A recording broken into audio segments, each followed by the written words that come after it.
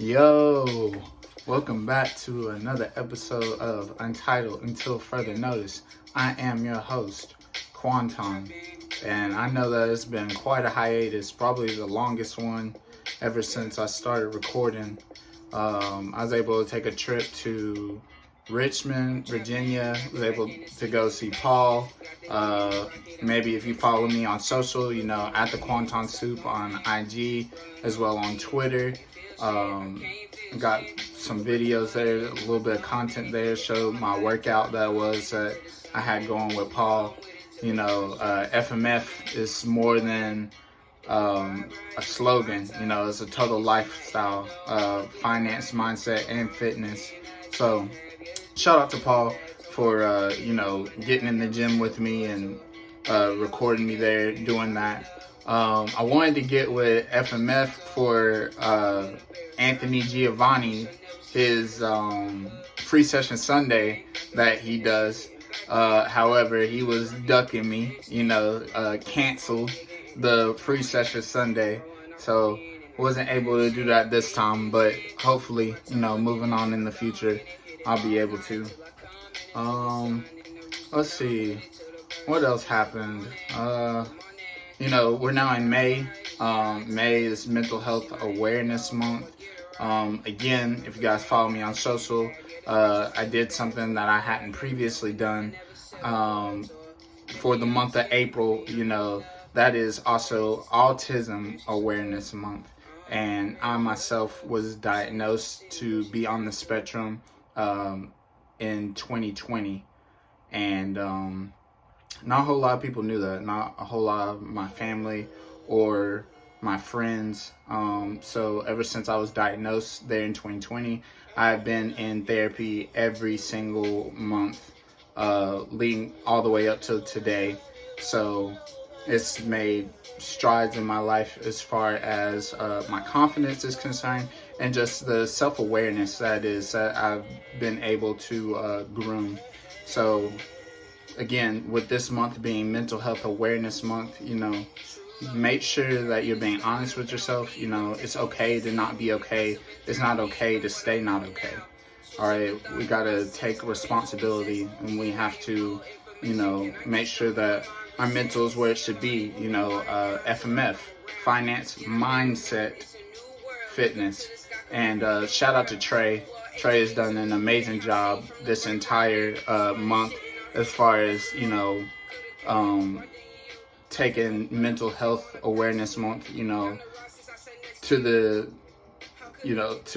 a whole new level as far as, doing his check-ins every day and, going by day and making sure to highlight different things in concern to mental health.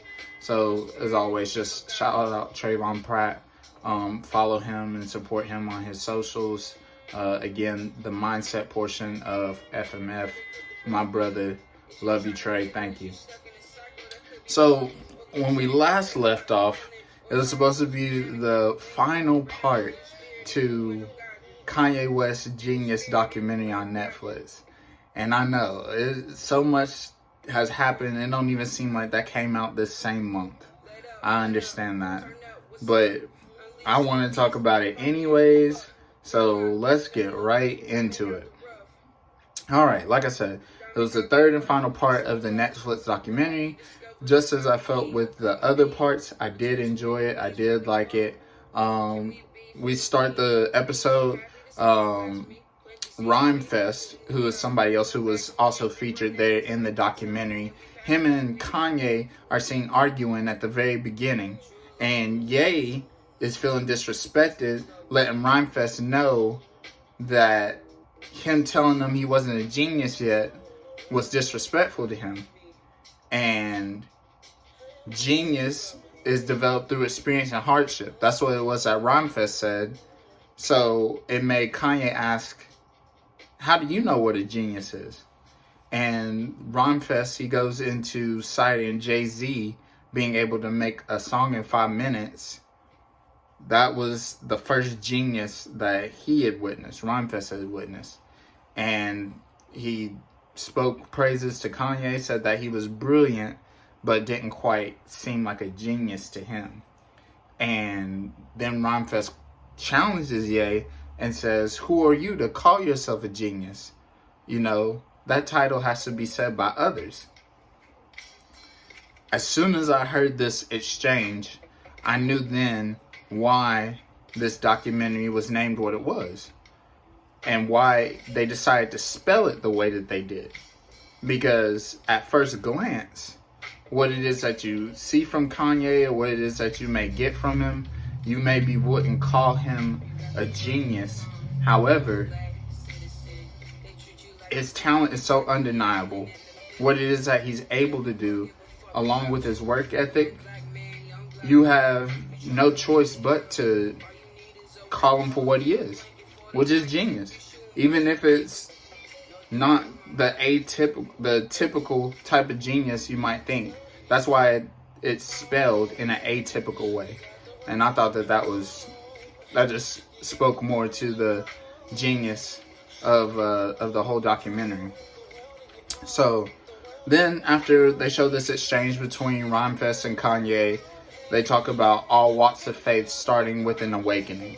That was the name of this part of the documentary, Awakening. And we go right into seeing that Kanye won 3 albums for college. Oh, sorry, my apologies. All 3 of Kanye's albums, they all were award-winning albums. You know, College Dropout, Late Registration, as well as Graduation. But he won 3 Grammys alone for his album College Dropout.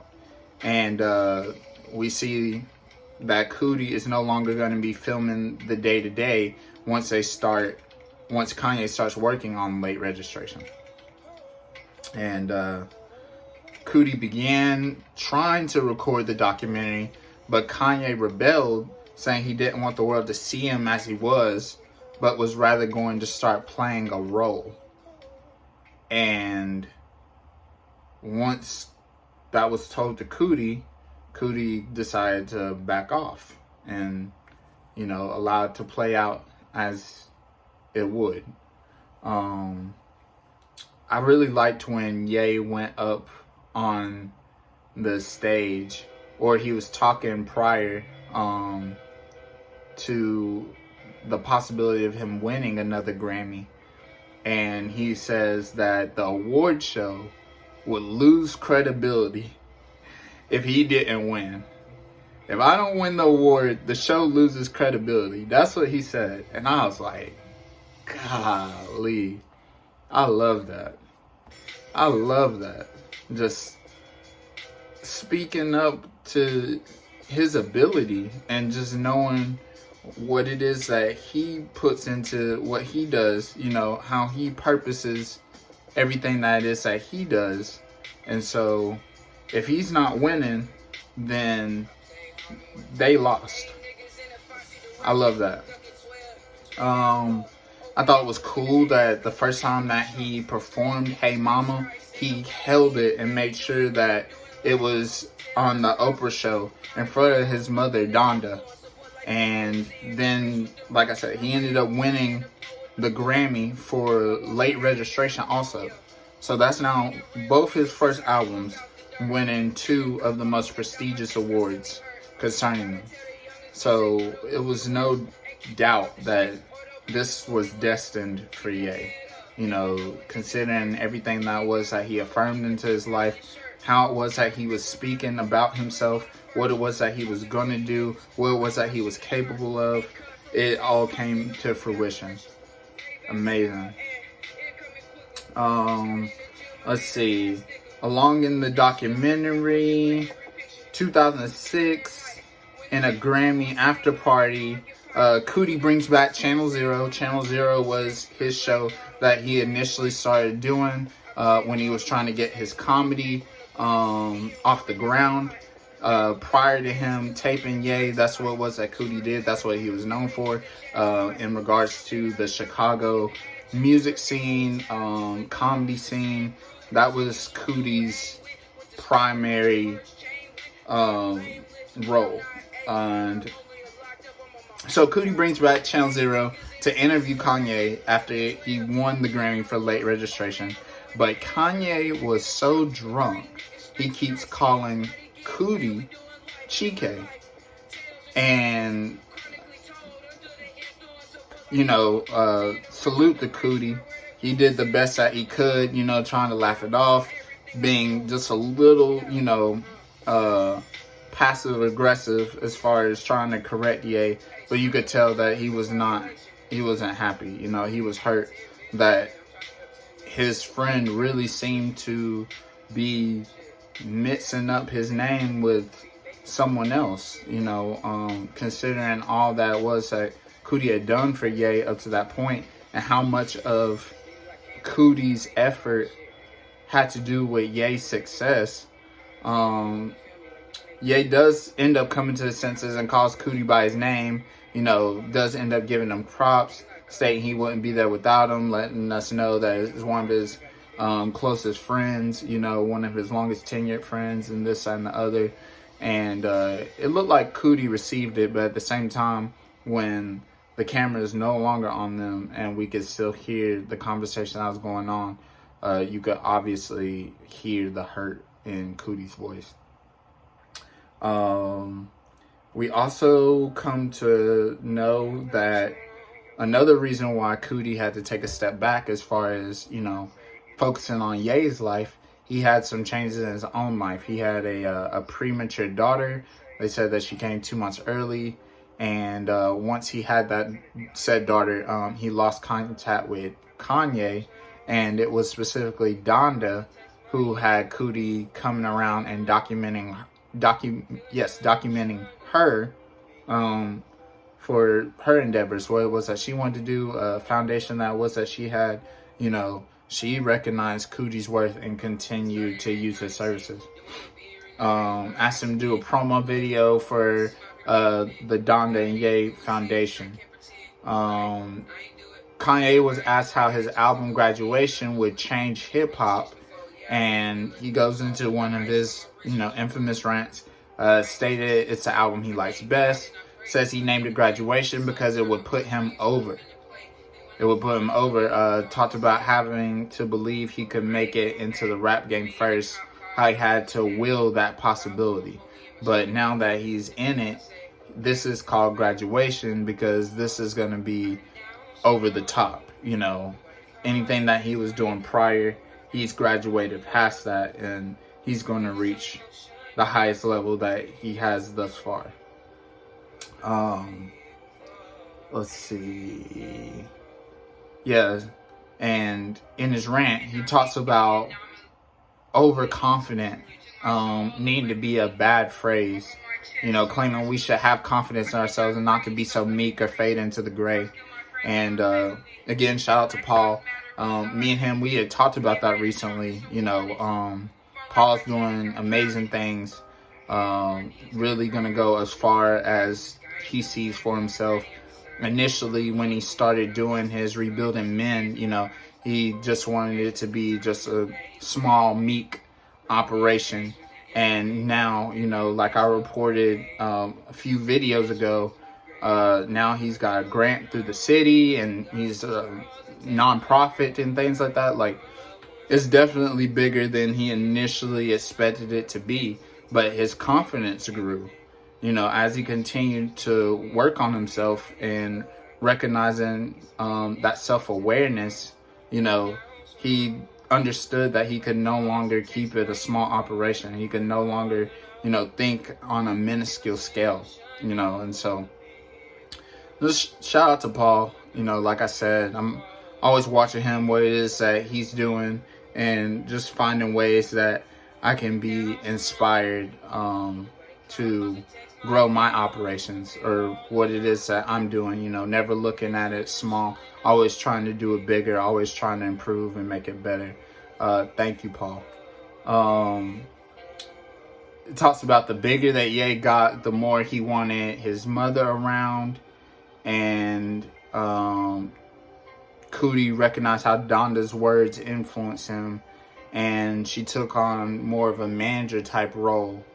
And as soon as it was that her workload increased and they were to get closer. It seemed that she passed suddenly from a heart attack, which was, of course, devastating to see. Coodie talks about how he didn't know how Kanye would perceive her passing. And 1 week after her passing, he has an appearance on what is called the Glow in the Dark tour. And he has an appearance on stage, and it's laced with profanity, claiming people loved him, wanting him to take a step back, stop his touring.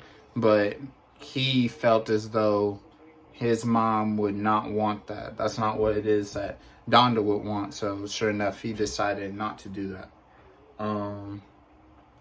Let's see. He called Coodie back, worked through his grief by staying busy. Kanye wanted Coodie to document the Glow in the Dark tour, but Kanye's team wanted to keep Coodie away and said no. And he ended up seeing Ye 4 months later.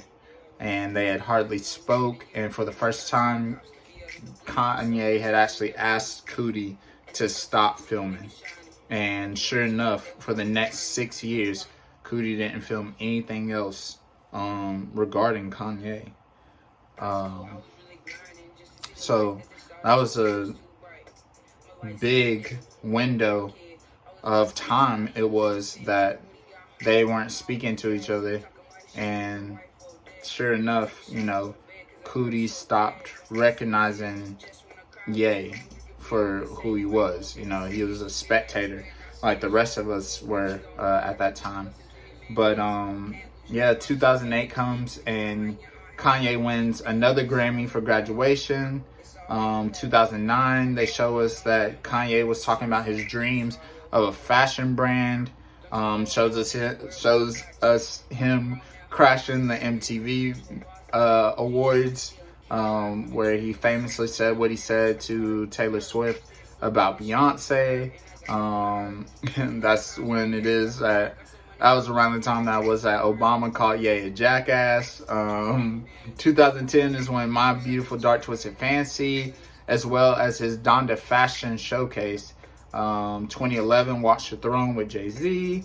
And 2012 is when Ye and Kim get married. So, sure enough, a lot of things happened in that time span that was that Coodie was no longer taping Ye. The documentary was, being postponed, so to speak. And then Common actually calls Coodie to document his tour in 2014. So Coodie gets called there to Chicago via Common, and Kanye was going to be there as well. And Coodie speaks to an anxiety that he had meeting Ye's new personality, which was Yeezy at this time. Coodie was anxious to meet Yeezy. And in Chicago, Kanye returns to the stage and performs as a guest there on Common's tour. Fast forward to 2016, Kanye is putting on his fashion show in New York and a listening party. And at this time, Kanye is arguably the biggest artist in the world. Coodie was proud to see his dreams come into fruition, but he was regretting not getting to talk to him and getting a feel for, how he is mentally, emotionally, spiritually. He's, he's lamenting his brother a bit. And in August 2016, that's when the St. Pablo tour began. And it was October 2016 that Kim Kardashian was robbed at gunpoint. November 2016, that's when it is that Trump is elected. And, Ye is saying the wild things that he's saying, including, black men have been slaves. They kind of highlighted that, highlighted the fact that he had said that in the documentary. And it was right after that time, once he said things like that, that he started being committed to, for psychotic episodes. That's when it is that he was first being committed into hospitals and things like that. By 2017, in Los Angeles, Cootie sees Ye, says he was happy and healthy, and then he sees him in China there in 2017, and Kanye talks about, despite all his success and accomplishment, he still feels feelings of suicide, or times he is addicted to Percocets without realizing. And again, I just feel like, this is another time to just highlight mental health, and just self-awareness, and just, being honest with ourselves, letting ourselves, let somebody know, or having somebody who it is that we can speak to, even professionally, if we're having those types of thoughts of suicide, depression, things like that. Always make sure that you have someone that is that you can trust, or that is that you feel comfortable reaching out to and talking to about those things. And I feel like it's a beautiful time in the world right now as far as mental health awareness is concerned. You can turn to resources, and the stigma isn't as great. The reason why I got to a place where it was that I was able to tell my story is like Charlemagne, who is also a mental health advocate. One of the things that it is that he says is, if everybody tells their story, then we will destigmatize mental health and the stigmas around it. If we all are honest with ourselves and honest with others about some of the things that it is that we sometimes tend to go through, and really normalizing how natural all of it actually is. So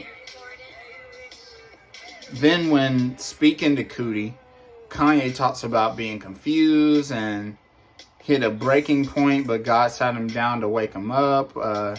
He felt the responsibility to be great due to influencers prior to him in his position, made masterful, memorable art.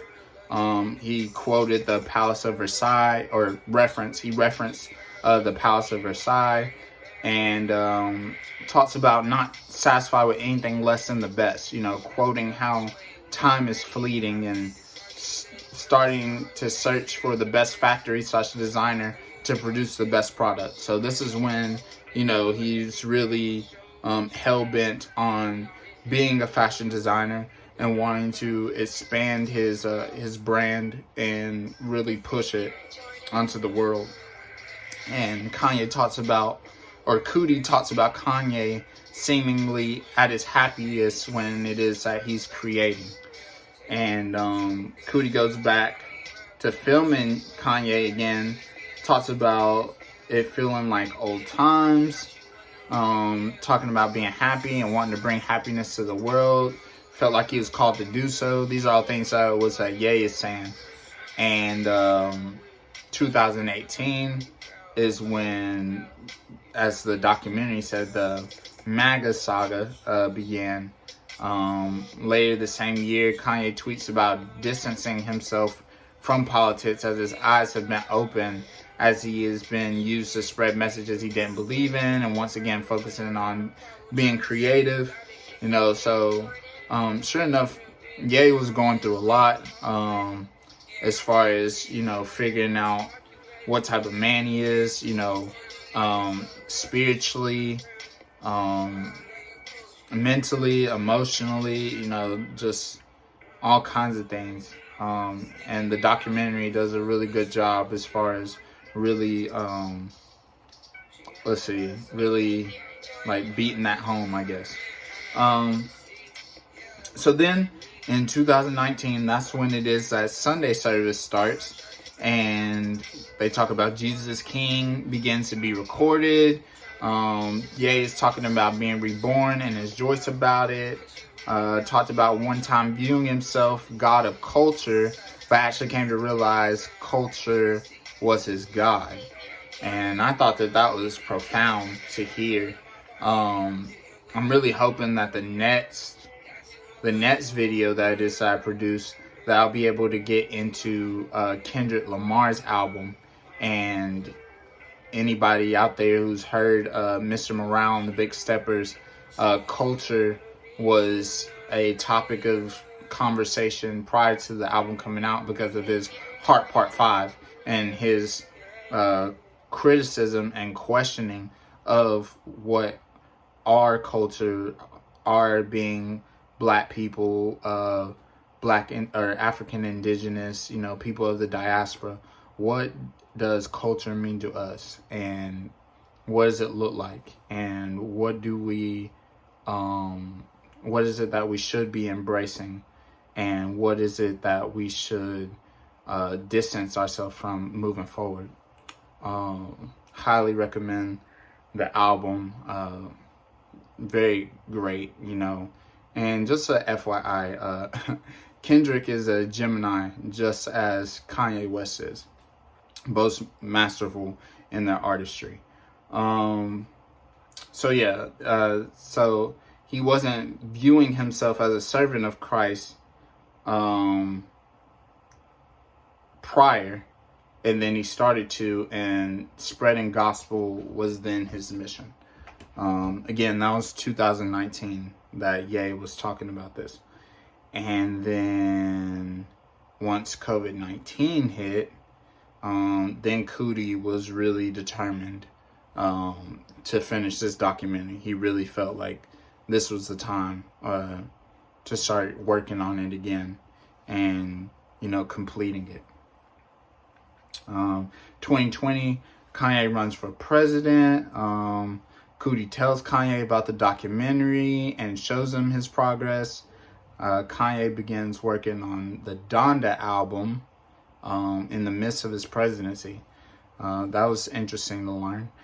Anything Kanye put his mind to do, he wouldn't stop until he accomplished it. Kanye hates the word can't. Felt as though the media attempted to publicly execute him during his run for president. Described it as an attempt to be ripped apart in 4 different directions. Felt as though he can't communicate with people in public, which they would understand because he speaks truth in a world of lies. And I don't want to speak to that too much. Recently, I believe that was the same year prior to the documentary coming out, Kanye had a couple of various interviews, and he was speaking more candidly than he had in a while. I believe he was on Drink Champs with Nori and DJ EFN. If you guys are familiar, Drink Champs podcast is another great entertaining podcast distributed through the Black Effect Podcast Network, again founded by Charlemagne the God. Kanye, listen, you can go and listen to his opinion on some of the things he was talking about. Some of that stuff is beyond me, I don't know, I'd put it that way. I don't know.